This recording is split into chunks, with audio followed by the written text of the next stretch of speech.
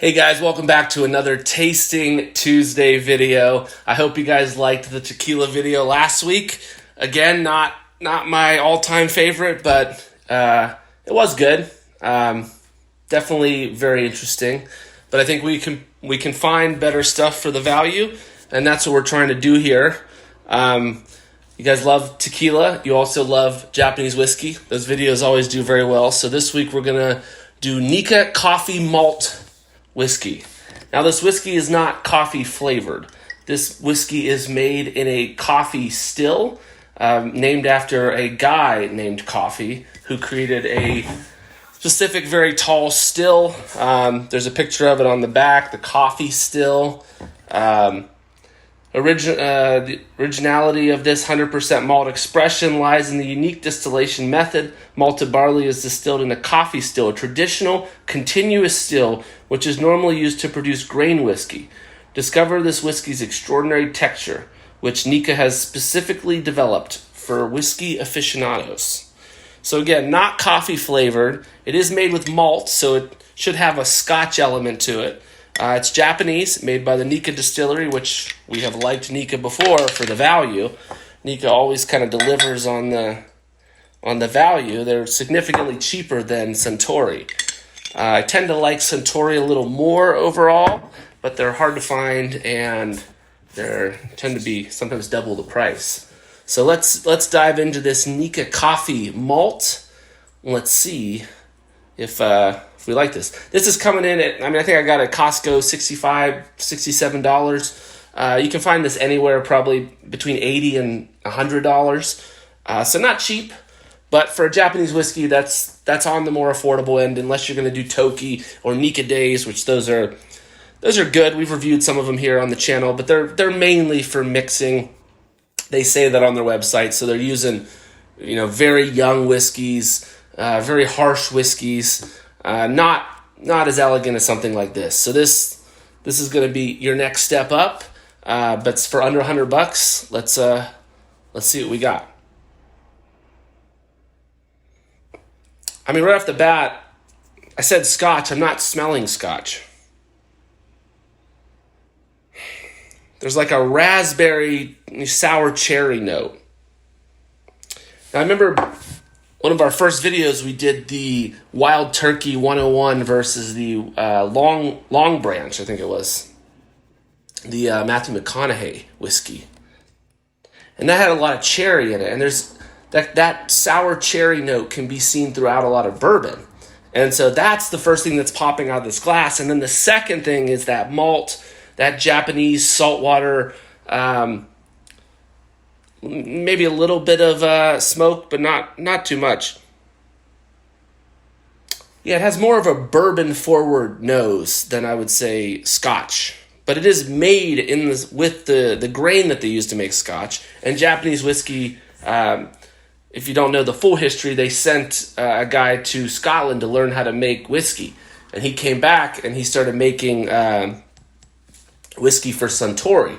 And he wanted to make it his way, and they wanted to make it mass producible and easily to sell.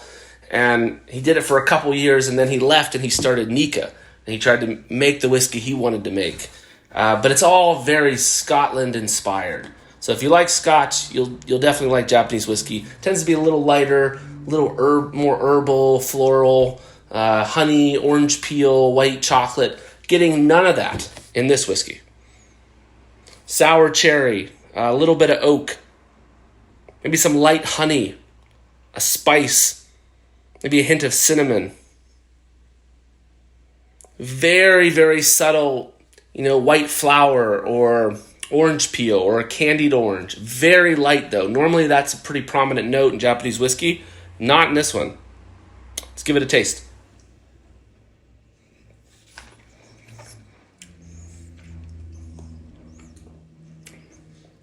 Whoa. That went down like a bite of chocolate. The explosion of sweetness I was totally not prepared for. This whiskey had I kept saying sour cherry, orange peel, maybe a hint of honey, a hint of that malt. Never did I smell anything that was sweet. And as soon as I took a sip, it was like chocolate-covered oranges. And so it completely threw me off. Let me take another sip.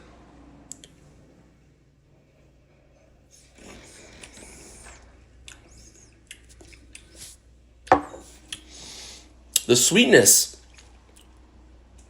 I don't remember this being this sweet. So this is kind of a shock to me from when I had this, again, probably over a year ago. If you watch my last video, kind of started leaning away from spirits and doing just more beer and wine.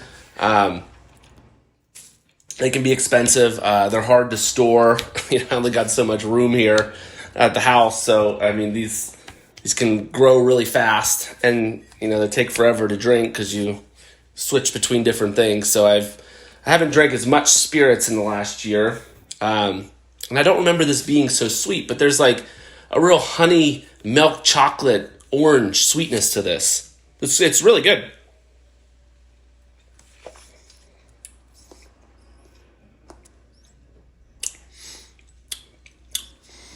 It's a real strong, like, candy, vanilla, or a caramel on the end. I just went away. We went to a hotel, and they gave us these candy caramels when we checked in, and they're like made with butter and caramel, and they just melt in your mouth, and it's ridiculously sweet. I'm not saying this has anything close to that level of sweetness, but that sort of brown butter, burnt caramel, salt, sugar, all that stuff together is a really interesting dessert. This has notes of that. I'm getting that burnt caramel, salted caramel, maybe a hint of honey. Again, that orange or chocolate flavor. The nose is very different than the taste. This is coming in a little higher on the alcohol, 45%. The tequilas we normally do are usually always at 40 unless it's a private release, because they actually have to pay more money to release it over 40, I think over 38%. That's why we'll do a Mexican tequila that I brought back from Mexico. That one is actually lower alcohol content than you buy in the United States. But for Japanese whiskey, they tend to go a little higher than 40. If you're at 40, it's kind of looked down upon, like you're watering the whiskey down and you're not given the full thing. So a lot of companies will go just over 40, 43 of a lot of the Suntory products. Nikka tends to be 45, 46 on a lot of their products. You go beyond that, you get up to 50. You're getting more of a mixing spirit. I mean, at 50%, it makes a really good cocktail because it kind of punches through the mixers, but it's kind of tough to drink at 50%. So 45 is probably the max that you could sip on. I'd still probably water this down. But wow. The richness of it's so rich and complex. And I know this isn't a super old whiskey. There's no age statement on it, which means it's probably anywhere from 5 to 10 years. Maybe they sprinkle some old whiskey into this to kind of elevate the flavor. But unless they put an age on it, this could be any age. I mean, this could be a year old, 5 months old. It could be 25 years old. We really don't know. If it says 10 year or 12 year, that means every whiskey that goes into that blend would have to be more than that age. So then you can kind of guarantee that most of it is old. Because there's no label on this, we don't know. But this tastes like it's got some age to it.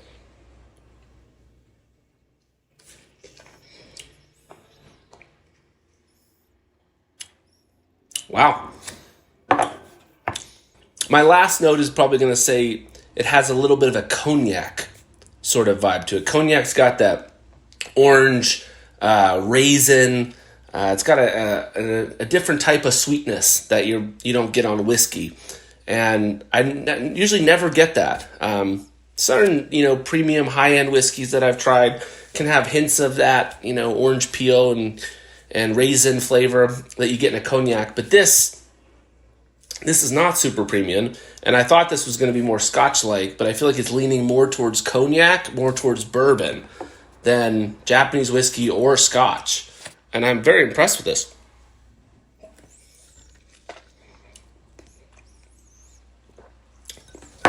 Wow. It's good. It's got that delicious factor.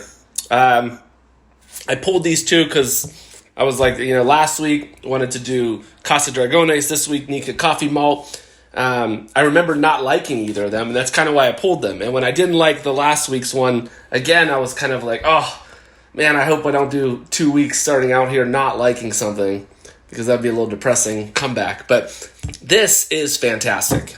This is rich, smooth, sweet. Did have a little bit of that alcohol at first at 45%, but just throw some water in or throw a small ice cube in, let it water down a little bit. You'll get a lot more of the flavors, less of the alcohol. It's much better to drink it that way. But as we're just taking small sips on a tasting, I want to get as much of the flavor as I can.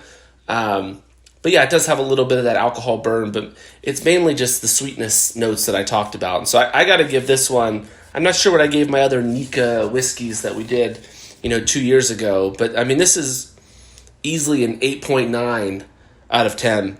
I mean, at the price point of $65, which I paid for this, $64, $65, it's definitely worth it. If you're going to pay $100 for this, if you really, like the things I just mentioned, then yeah, I'd say it's probably still worth it, but that's probably the max I'd ever pay for this. If you can get it at $65, that'd be great. But this is a very great whiskey to sip on. Really blew me away. So there we go. Second video back, and we're already finding some good stuff, some good value for you guys. So enjoy the rest of your week. Enjoy the tastings, and we'll see you back here real soon.